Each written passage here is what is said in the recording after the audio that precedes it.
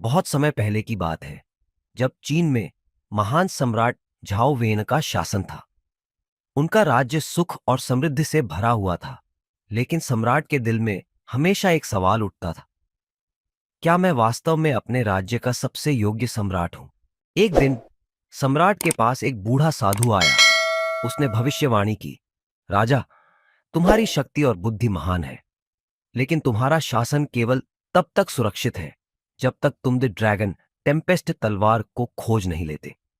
सम्राट Zhao van ने तुरंत अपने सेनापतियों और मंत्रियों को बुलाया और तलवार की खोज का आदेश दिया।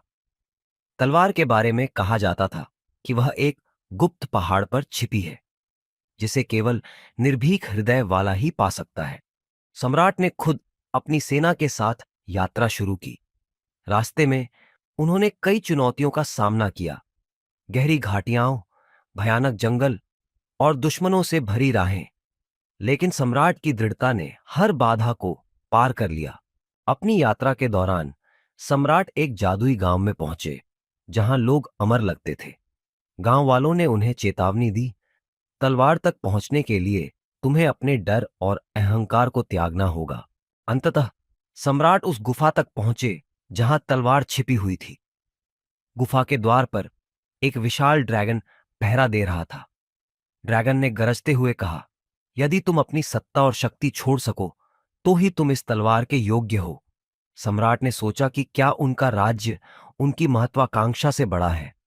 उन्होंने अपनी तलवार नीचे रख दी और घुटनों के बल बैठकर कहा, मेरा उद्देश्य अपने राज्य की भलाई है, न कि मेरी शक्ति।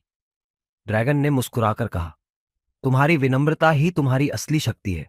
गुफा के भीतर से एक सुनहरी चमक निकली और सम्राट ने द ड्रैगन टेम्पेस्ट तलवार प्राप्त कर ली। तलवार के साथ लौटने पर सम्राट ने अपने राज्य को और भी अधिक न्याय और करुणा से चलाया। उनका नाम इतिहास में द अज्ञात सम्राट के रूप में अमर हो गया, जो अपने लोगों के लिए अपनी इच्छाओं को त्यागने के लिए तैयार था।